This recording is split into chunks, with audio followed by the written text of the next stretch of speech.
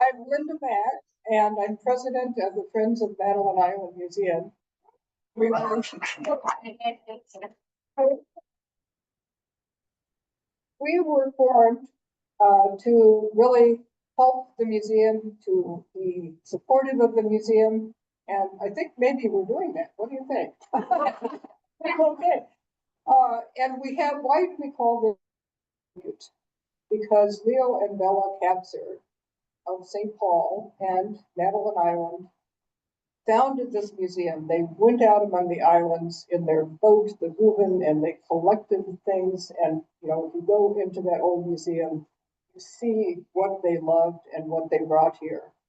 And we are so fortunate to have this museum here. And we are so fortunate tonight to have Patty Loew speaking. And we want to thank Mike Wiggins and the whole crew for creating this space. Yesterday was a beautiful exhibit. It'll be a beautiful exhibit again. So thank you so much, Mike. And we're so glad you're here. Turn it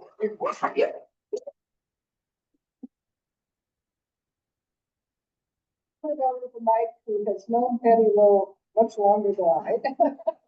And enjoy. Well, thank you. Well, thank you, Linda, and welcome everybody. So as Linda mentioned, my name is Mike Wiggins Jr. I'm currently serving as the site director for the museum, and it's an honor to introduce our speaker tonight. I'll say a couple things. I used to always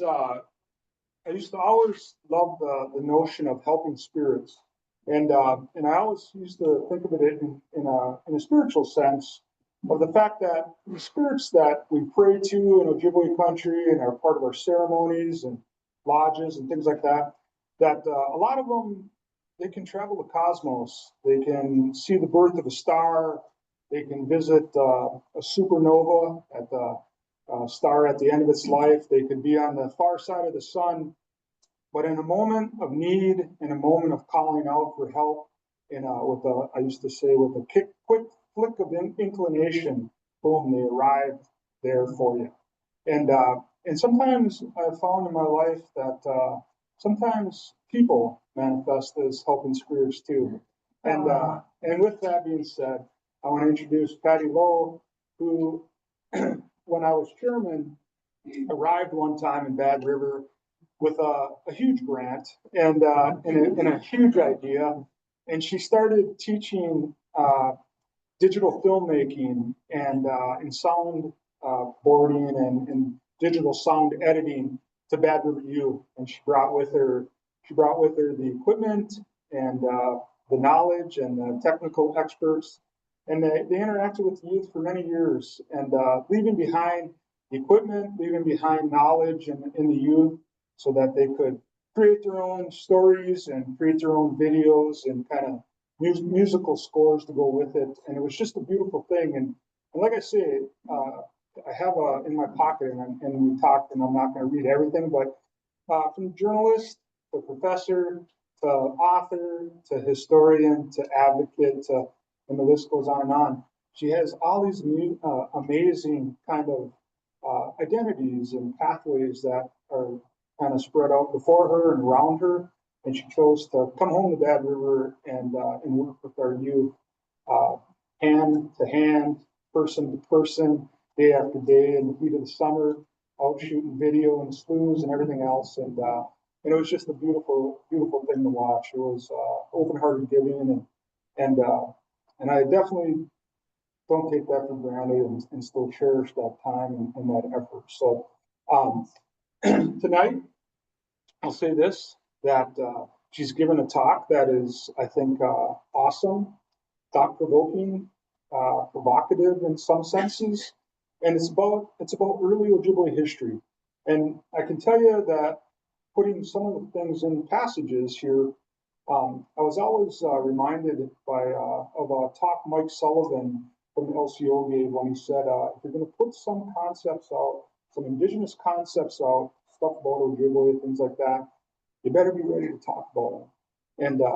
And I took that to heart, and we put some things forward that helps illuminate and get people thinking about the way things used to be and about how early cultures interacted with the land, the water, with each other. And it was all under that umbrella of this place of epic journeys, passages, but it was also under that umbrella of we're ready to talk about it. And in that sense, tonight, there's some cool concepts being put forward. Iceland, Madeline Island. I'm looking forward to this, and Patty's ready to talk about it tonight. So without further ado, Patty Loew.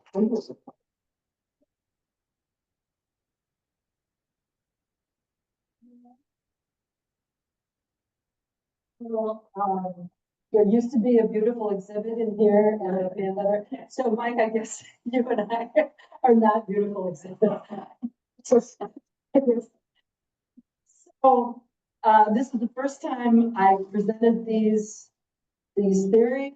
I'm not connecting the dots. I'm putting some dots out there. And any mistakes or misinterpretations are my own. They're not a reflection of any of our elders or spiritual people who I hope will help me in getting these theories connected at some point. Not yet.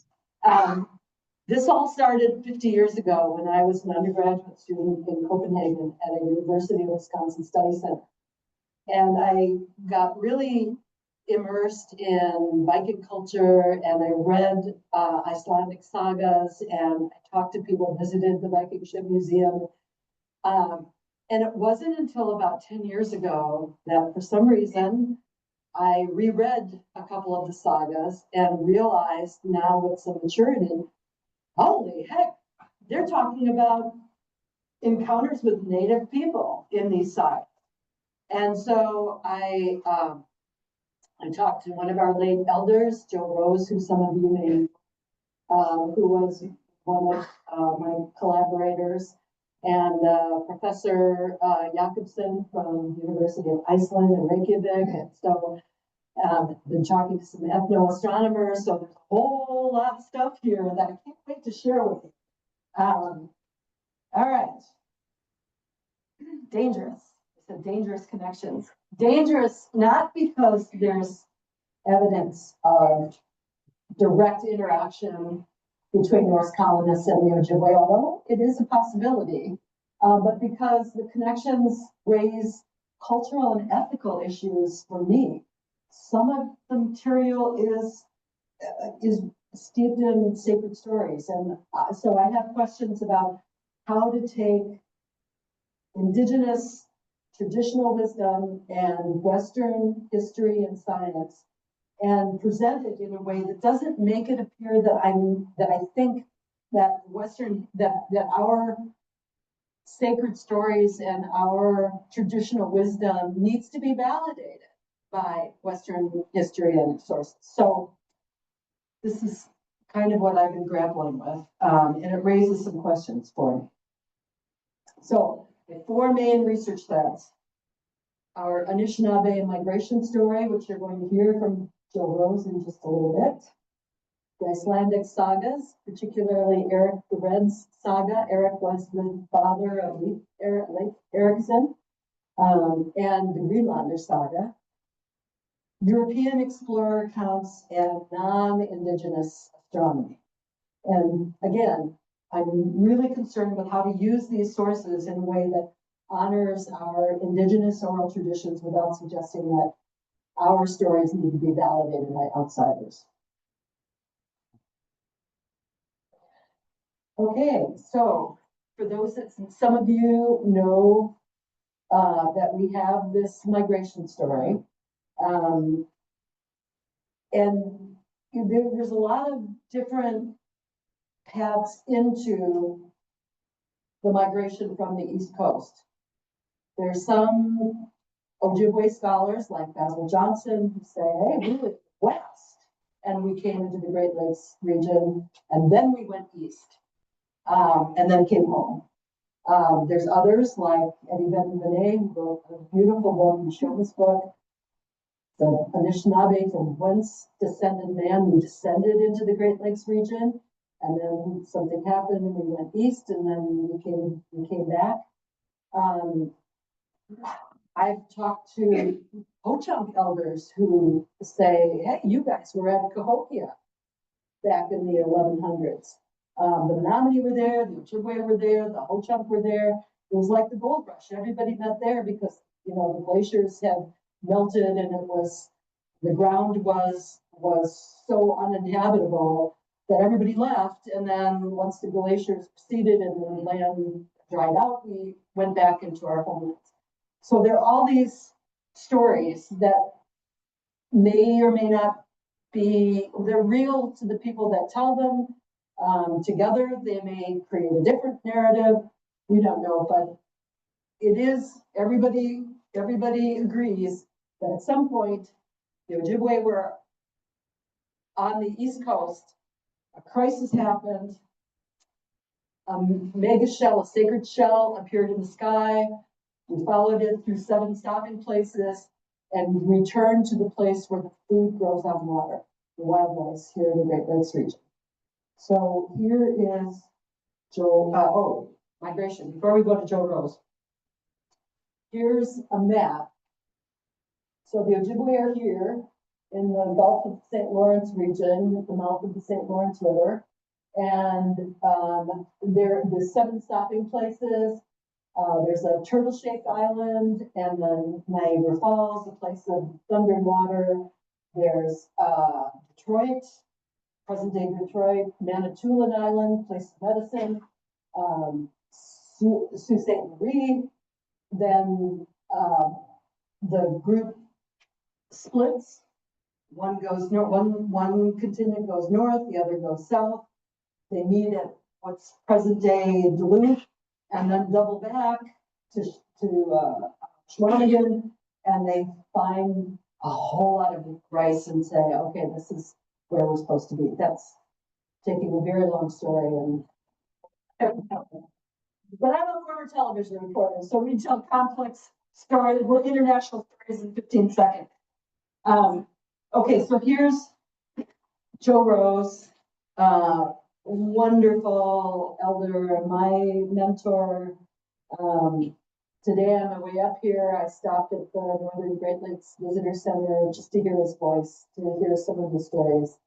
Gentle, wonderful educator, professor at Northland College, and just an all-around lovely man. And here's his story of the migration. Okay.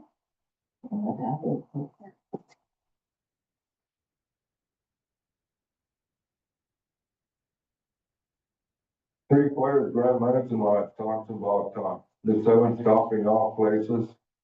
And then, according to some of the stories that I've heard, was that the original homeland was right here in the western Great Lakes area. And then hard times fell upon the people.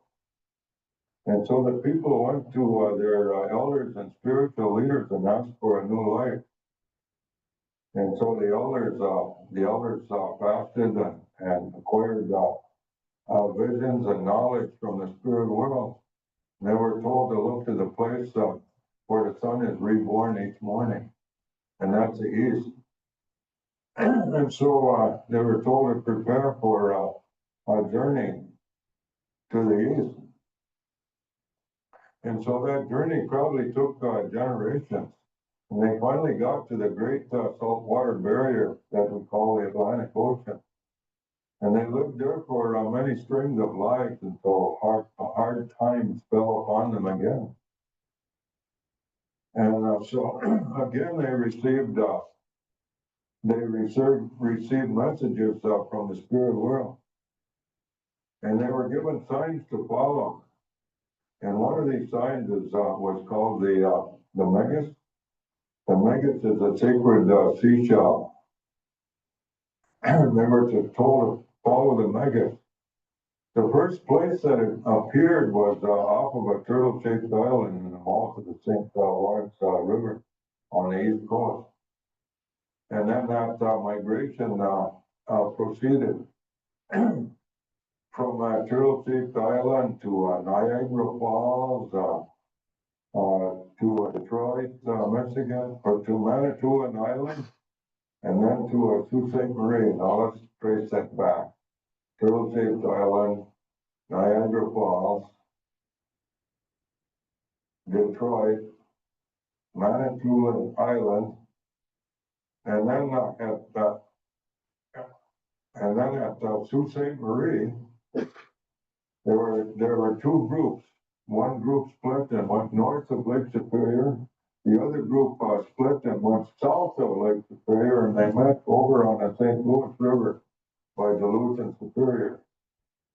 And they sent their scouts out and they found the food that was growing on the water. That was one of the signs that they were supposed to look for. And so they sent their scouts out and they found the food that was growing on the water. But they were also told that they wouldn't be home again until the Megas appeared for the seventh time. So they went up to the high ground over there and they fasted and meditated. And and the messages came to them that they were to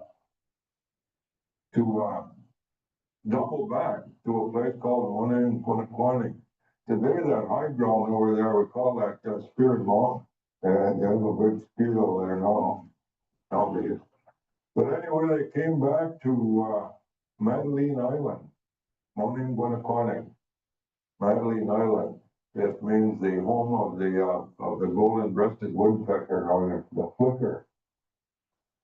And so the Megats appeared off of the shores of Madeline Island for the seventh time, and they knew that they were home. They sent their scouts across from, well, they were pretty familiar with the territory already, but they sent their scouts across from Sandcut Slough over to the Kakagan Sloughs, and they found the wild rice growing more profusely than they had ever seen it anywhere in the Kakagan Sloughs. And so the wild rice was declared sacred from that time on. So every time we have a feast or a ceremony, we always include wild rice on the menu because it plays such an important role in our migration story. And it was one of the signs that was given to the people on the migration journey. So that's Joe. All right, so whenever we talk about history, we have these cultural conflicts because I was trained as a typical Western historian in an academic setting, and history is you start with a starting date, finish with an ending date, you plug in all the names and dates and events and presidents and wars between those two places. And you create a timeline and you provide evidence. People that think about traditional knowledge and traditional history, it's not like that. It's not about time, it's about place. History is place-based, and everything that's worth remembering is organized around that sacred place. So for us, it's the wild rice, and we remember migration. We have these ceremonies, and we think about this education, and we have language, and everything is place-based, and it's all about meaning. So why is more important than when. And for a lot of people, a long time ago is perfectly okay. That's all we need. I remember I read this journal article about the founding date for the Haudenosaunee, we used to call it Iroquois. That's not a nice word. And so they reclaimed people building a longhouse Haudenosaunee, but we used to call them the Five Nations or Six Nations or Iroquois Confederacy. Anyway, when was the Confederacy founded? So some researchers went to the Onondaga, who had oral history about the Confederacy was founded in the month of the ripening sun, when the month of the ripening corn, when the sun went dark from the sky. Okay, so August, that's when the corn ripens, and sun going dark in the sky. We're talking about solar eclipse. So they went back and plotted all the solar eclipses that would have been visible in upstate New York during the month of August, and came back and said, hooray, 3:17 p.m., August 14th, 1142. It's when, and so I read this and I was so excited, and I drove up to Oneida because I was working on a chapter on the Oneida, and I saw Carol Cornelius, Dr. Corn, and said, Carol, August 1142. And she said, oh, we don't really, we don't care about this. So I'm aware of this bias about time, and time being not as important as meaning. Having said that, let's talk about time. Okay, when did the Ojibwe arrive on them? And this is what has always rankled me. If you read Western history books, a lot of the Western historians say, oh, you Ojibwe were part of those refugee tribes that fled the Haudenosaunee during the Beaver Wars. Yeah, they got guns before you got guns. They got them from the Dutch and then the English, and they ran you out of there. And, it really bristled because our stories, that's not part of our narrative.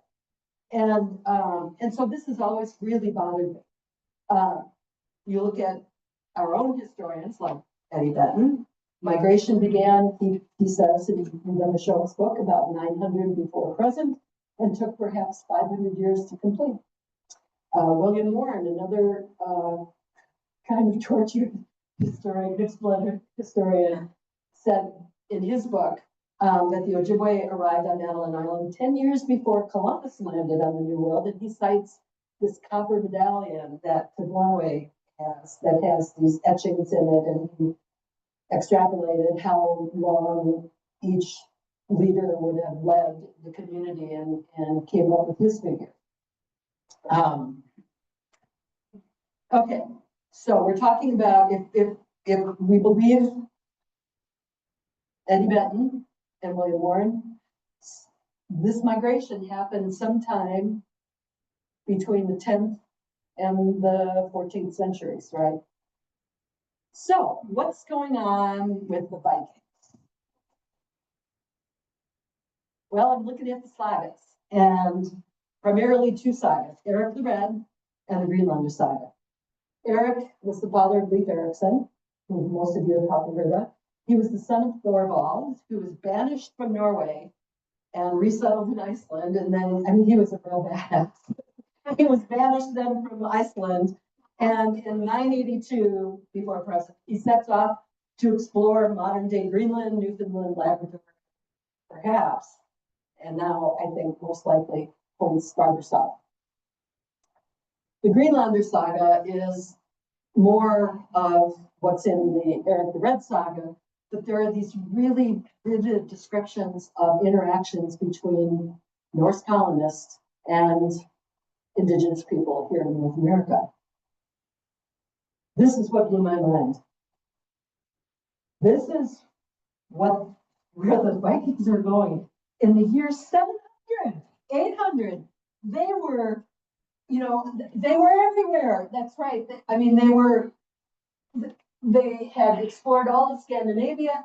They're sailing down the Volga River, down to the Caspian Sea, over to Baghdad. They're exploring and terrorizing, say, Bulgaria, the whole Mediterranean. The British Isles are subjected to raid after raid after raid. And then Eric and his buddies have some problems in Iceland. And so they're going west because they can't go east.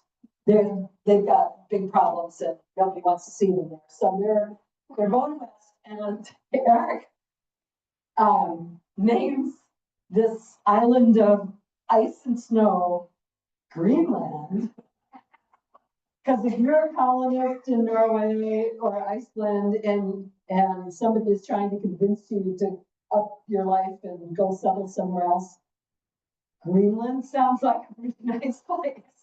And I mean, not, and it is a nice place, but it's not green. All right, and so they are now traveling around North America and establishing colonies in Newfoundland and Labrador, Helluland in Labrador, Markland, and Vinland. And L'Anse aux Meadows is, how many of you have heard of L'Anse aux Meadows? Okay, this is a Norse colony. It's absolutely, I want to tell you more about L'Anse aux Meadows. They reconstructed it. This is what it would have looked like in the late 900s and early 1000s. Sod houses, long. And what made the Vikings is metallurgy. They knew they were masters of working with metal. And they're smelting metal, and slag is the leftover from the smelting process.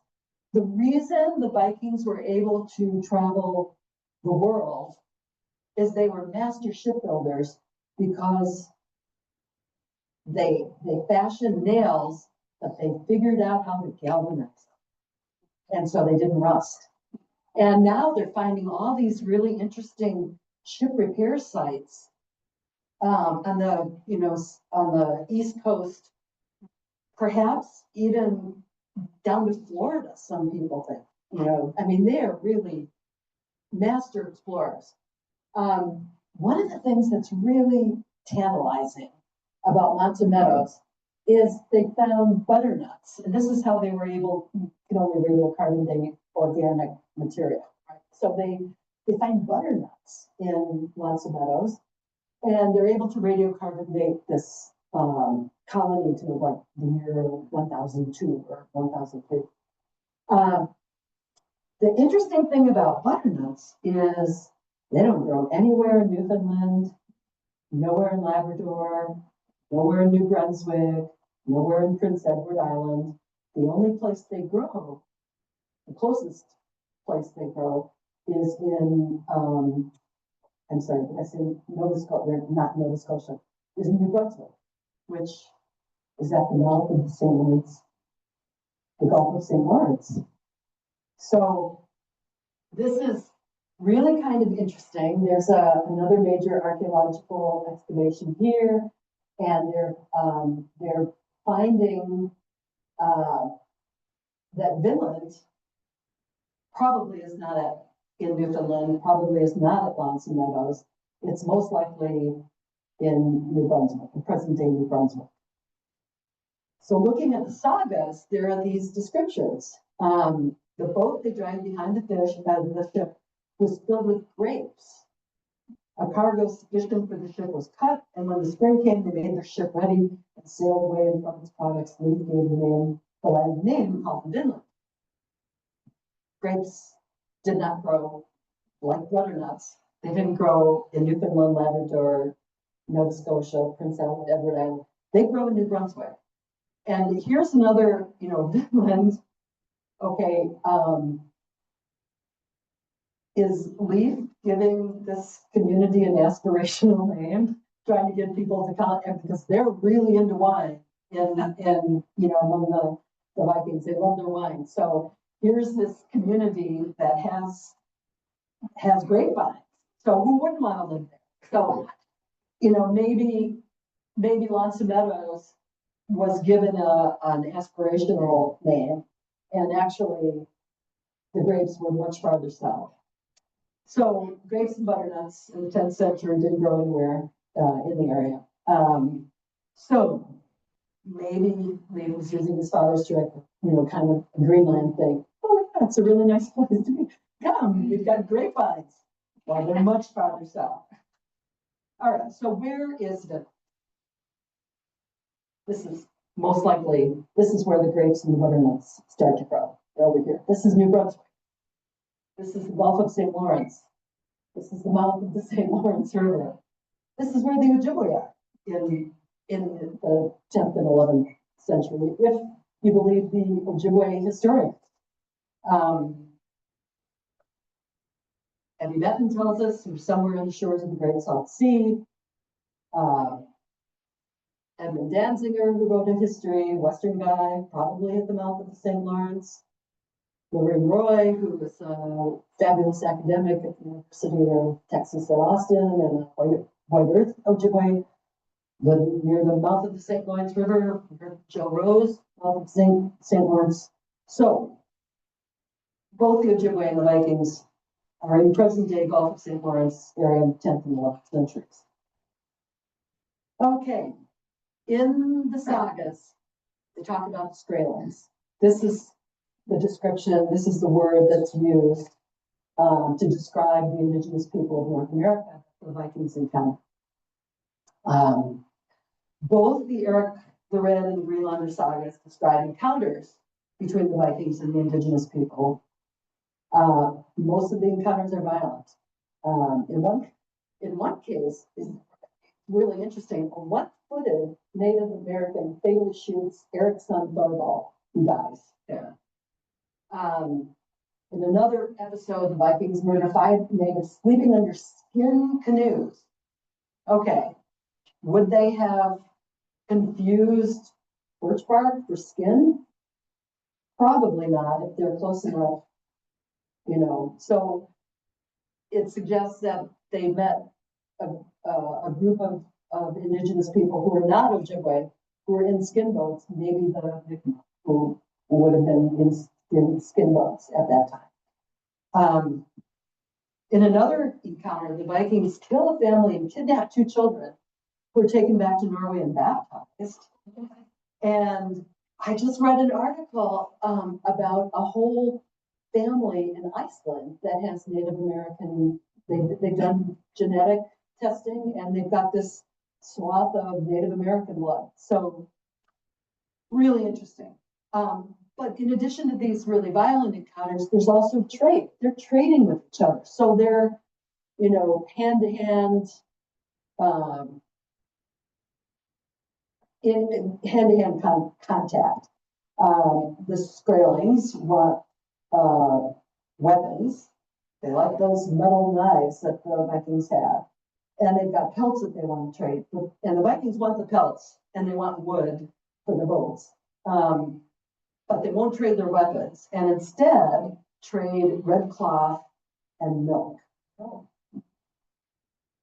So anybody see a problem with Native Americans getting milk? Many of us are lactose intolerant today. We were lactose intolerant then. We didn't have domesticated animals. So I can imagine that people got really, really sick. And a couple of days later, not surprisingly, the Skraelings attacked from all directions. And here's a couple of excerpts from the sagas. They encountered one another and fought, and there was a great shower of missiles. Skraelings had war slings and catapults. And then, so at this point, Eric the Red and his extended family say, we're getting the heck out of Dodge here.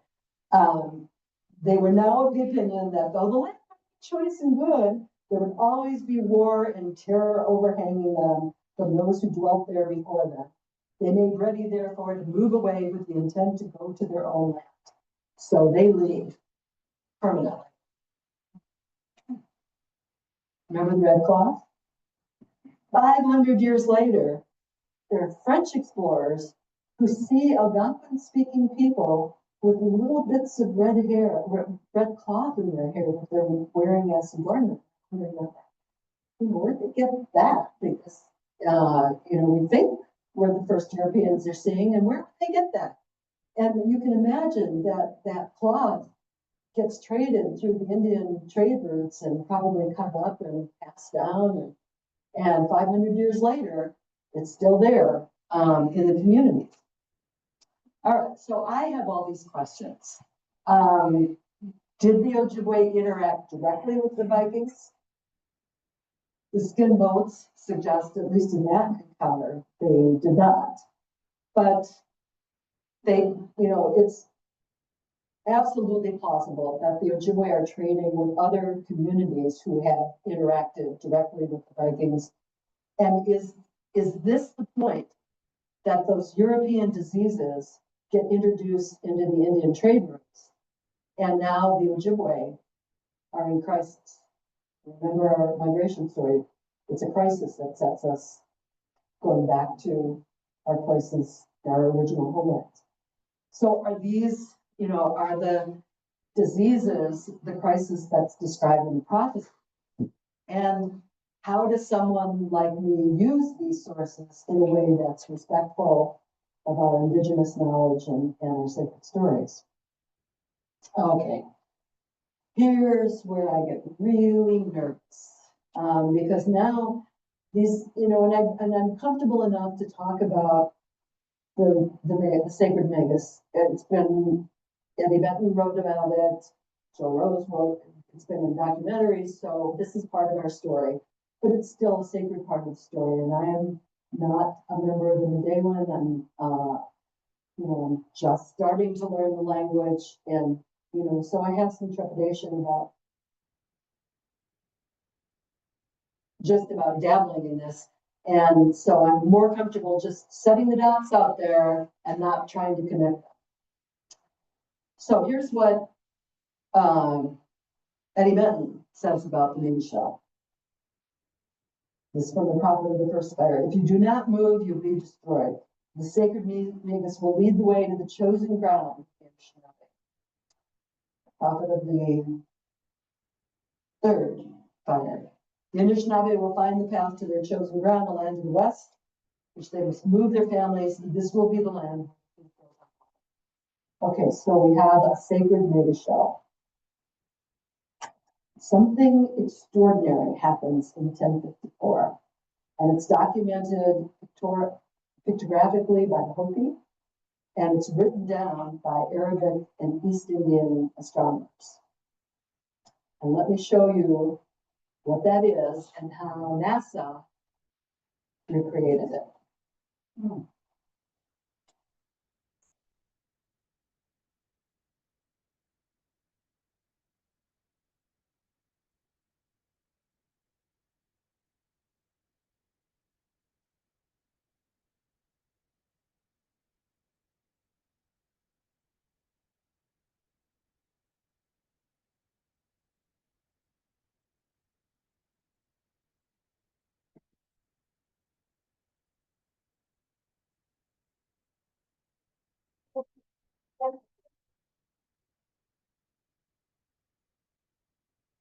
The Crab Nebula, supernova, so bright, you can see it in the daytime sky for 3 months. Isn't that interesting? Everybody see that? Should I do it again?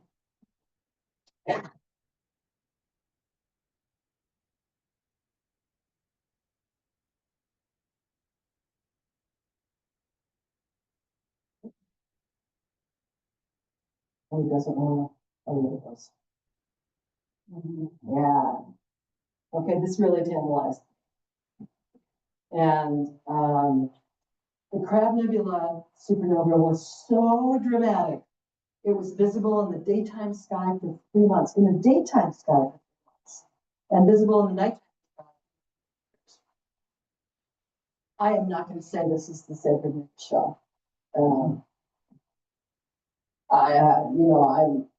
I'm just not comfortable. I'm not the right person. I'm not sure there is any person who would be comfortable saying that the two are the same.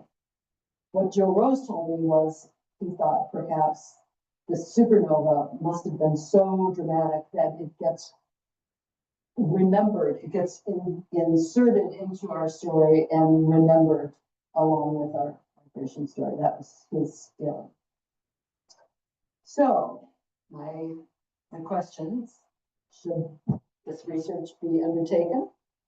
If so, how do I use non-native sources in a culturally responsible way?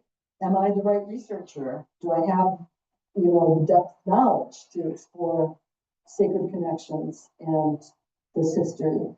And what value does this research bring? And this is a question, you know, I was a professor for 30 years, and I would always tell my journalism students, just because something is interesting doesn't mean that you have the right to make it public. You know, you have to have a better reason. There has to be some value to exploring something and sharing it publicly. So, you know, this is the question that I've come back to now for 10 years. What value is this? And for me, the value is this, I think, is some pretty interesting evidence that really refutes this whole notion of the Ojibwe being refugee tribes and barely unpacking their suitcases in the 1700s when the United States of America was formed. And not that, you know, it gives us more ownership to this area, because I don't think the Ojibwe really think about the relationship to the land in that way. But it's evidence that we had a relationship in the Great Lakes much, much, much earlier than what, you know, the master narrative of Western history is. So that's the part of it that keeps me, you know, wanting to kind of push the envelope on this and talk to people in forums like this to get some feedback. So here are the dots. Not going to connect them, but just putting them out there. The Ojibwe story, the migration story, the Icelandic sagas, and archaeological evidence all indicate that the Ojibwe and the Vikings were in the present-day Gulf of St. Lawrence area in the 10th and 11th centuries. Ojibwe prophecies reference light-skinned people that are either going to create chaos, bring crisis, or they're going to, if they have the right attitude, bring innovation and happiness and blessings. The Icelandic sagas describe encounters, both peaceful and violent, between the Vikings and Native people. Not necessarily the Ojibwe, but Native people who were in the same geographic proximity. And there's a crisis that develops that sends the Ojibwe back to their original homes. Is this the introduction of European diseases, either through direct contact or more likely spread to them via the Indian trade routes? And then the supernova crab explodes in the mid-11th century. Does it correspond somehow to the prophecies involving the Mashkiiziibii? So my approach has been to collaborate with Ojibwe elders, historians, Midwayman members, collaborate with Icelandic Sagas scientists, specialists, collaborate with ethnoarchaeologists, and avoid publication, and maybe avoid it permanently. Who knows? At this point, I'm retired. I don't need to publish this. And so, you know, I want to make sure that I'm doing this in the right way, sharing it with the right people, and if it's useful enough to push that timeline back from this Western narrative of us being refugee tribes that don't get here until the 1700s, maybe, you know, maybe if I can answer that question, maybe then I may, maybe it'll never get published. That's all right. But I thank you for listening to us.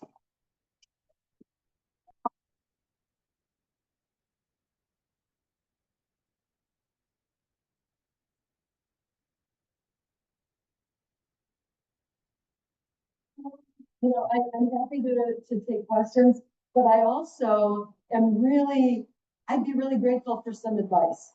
So if you have some comments, well, that's I really, I am interested in getting feedback.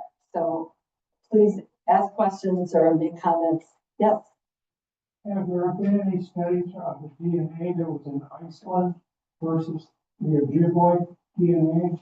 See if there's a correlation. There's definitely Native American DNA. I don't think they know exactly, you know, they haven't pinpointed what tribal group it is, but there's definitely Native DNA in Iceland. Yay. We have Icelanders here. Oh. What a great country, but boy, you love your double consonants, don't you? There are words, your traffic signs with the stop signs are so long. But my favorite, I learned, I hope I'm pronouncing this right. Lugenweather? I'm not sure. Okay. So, Lugenweather means window weather, which, and it's what happens when you look outside and it's sunny and it's beautiful and you open the door and go, oh, it's really, so they call it window weather. It's, I love my time in Iceland and I really enjoyed collaborating with my Icelandic colleague. Yeah. Fact, I've never heard of anybody more self-aware, more self-critical, more holding all the complexities of these different versions of world history ever. Oh, thank you. I think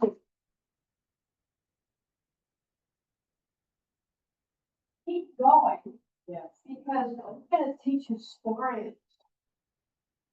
yeah, I mean, I'm trying to do it in a humble way and I'm trying to think about what Ojibwe elders who, know so much more than I do, how they might think about this kind of research and wonder whether they will be interested in it or whether they think, wow, she's, pretty uppity looking at some of these sources that maybe she shouldn't be dabbling in. So I'm aware of that. And this is why I'm trying to tread this carefully. Yeah. And just try not to get reactive. Yeah. Well, trying to be open and honest and humble and thank you.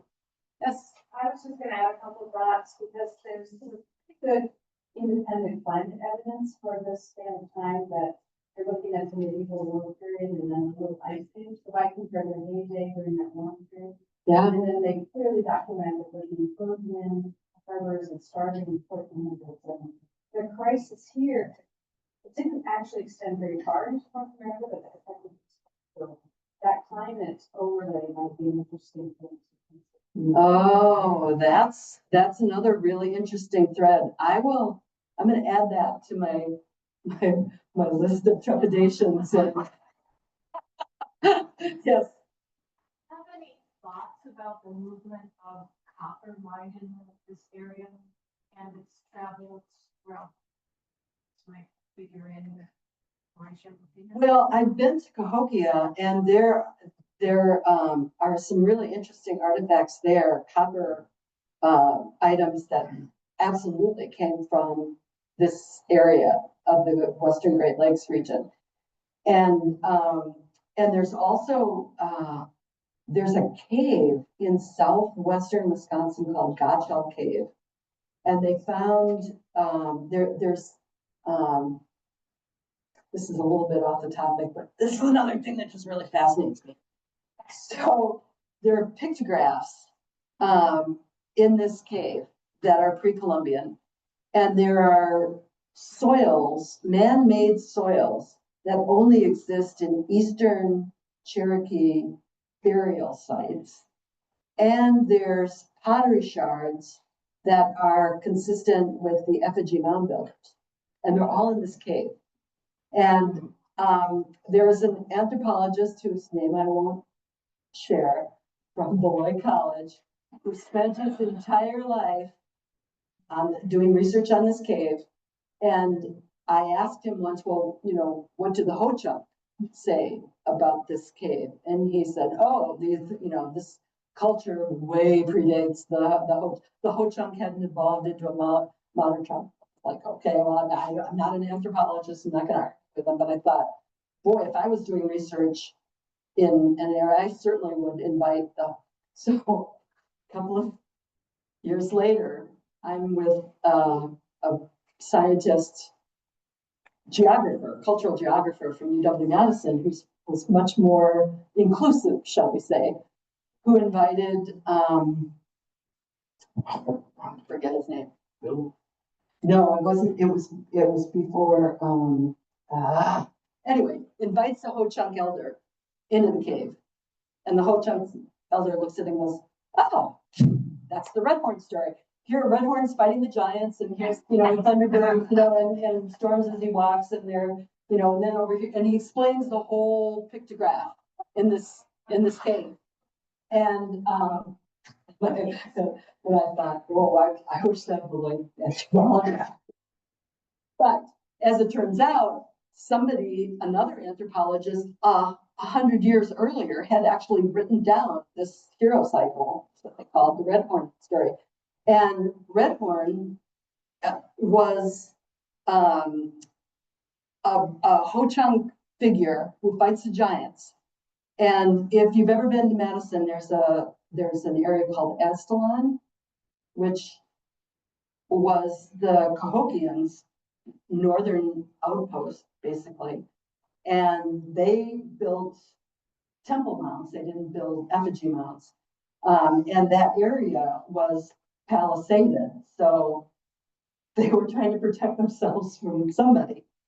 And I'm down in Cahokia, and I'm, visiting their fabulous center there. And I talked to the curator and said, just out of curiosity, how tall were the Cahokians back in the, 11th century? And he said, oh, the theocrats who got buried at the top of, they were like over 6 feet. Oh, go back to the Ho-Chunk. How tall would the Ho-Chunk have been? They're quite short. They were like 5 feet something. I'm thinking, oh, this is really interesting, the giants, right? And so, those are the kinds of dots that I find really interesting. And here's this cave that's got the Redhorn, and if you go to Cahokia, there are Redhorn figurines there that are from Cahokia. There's copper plates from the Great Lakes region, from this area. There's Eastern Cherokee burial mounds, which is consistent with the Astalon, the giants, and the pottery shards from the Ho-Chunk, effigy mound builders. So there's a lot of really interesting intersections between cultures here. And I just think it's really fascinating to speculate about how they all fit together. That was a really long, I detoured tremendously. Yeah, there's copper that was that made its way through the Indian trade routes. There was also turquoise from Chaco Canyon in Colorado. So there's all kinds of stuff. Bring the point that if the Vikings did make way through the Great Lakes, that they may have came across many indigenous cultures eventually to Ojibwe. Correct. Yeah, there isn't any evidence that they actually made it into the Great Lakes region.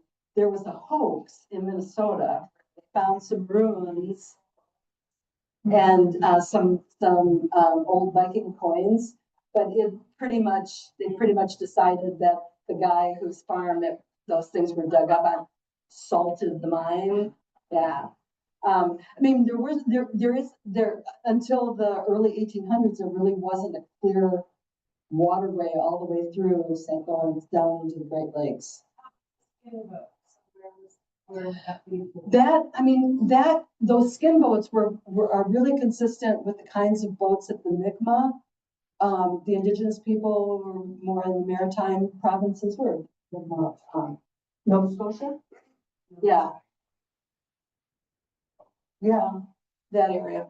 So, there's some speculation that, well, maybe the Vikings didn't, they confused birch bark with skin boats, but they had birch in Norway and, boreal forests and things. So I don't think that was the case.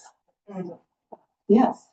I'm wondering if there's any transfer of women's arts, for example, in fabric, weaving, or the men were wearing, a lot of them have done things, no woman. Yeah. So, there must have been cloth of some sort, woven, usually by them. Well, this red cloth is really I think that's really tantalizing. that they would have had, you know, bolts. What?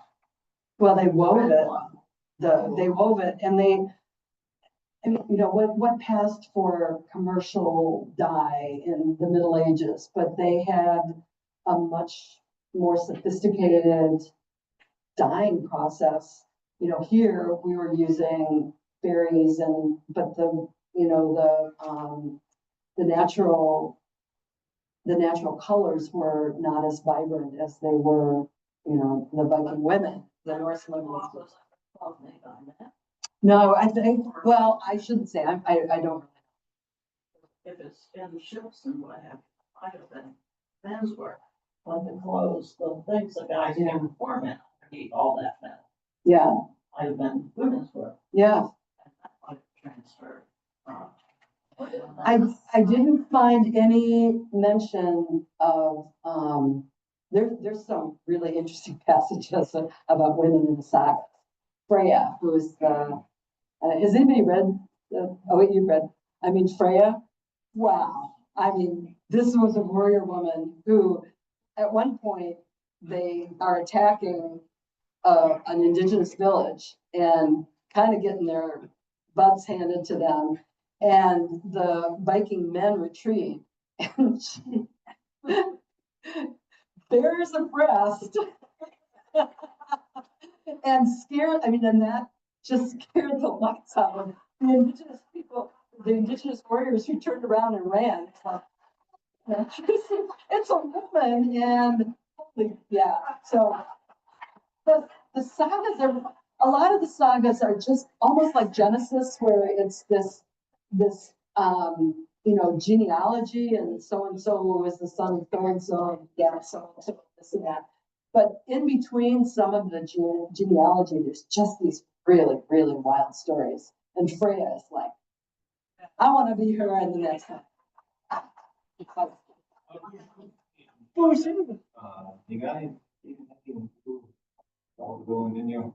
So, thanks for coming. My name is Nigani. I'm originally from Saskatchewan. And I too have done some research academically. And if I was looking for guidance on this, I would probably, if you haven't already, I would take my assignment to Keith Smith.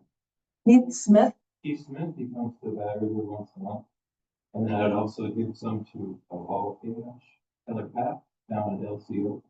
He's from Freshwood originally, and I would give some too to Wagich, Minitra. He's an academic. Minnesota, yeah. Yeah, and so I think they would offer some good guidance.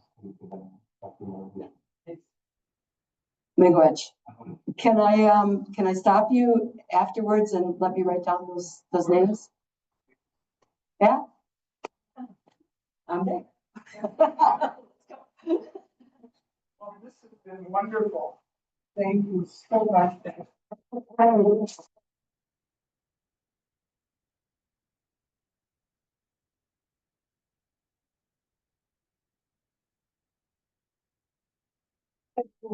Thank you all for coming. Tomorrow at 2 p.m., you can hear Patty again. She's going to be talking about the importance of oral histories. And the Madeline Island Historic Preservation Association is a co-sponsor with us because they've been doing some wonderful oral histories too here on the island. So that's only the beginning of a whole afternoon of wonderful programs put on at Flicker House, which is down the way, and it's totally free, and come and join that if you have more interest. Thank you all for coming. Thank you, Mike, and the museum staff.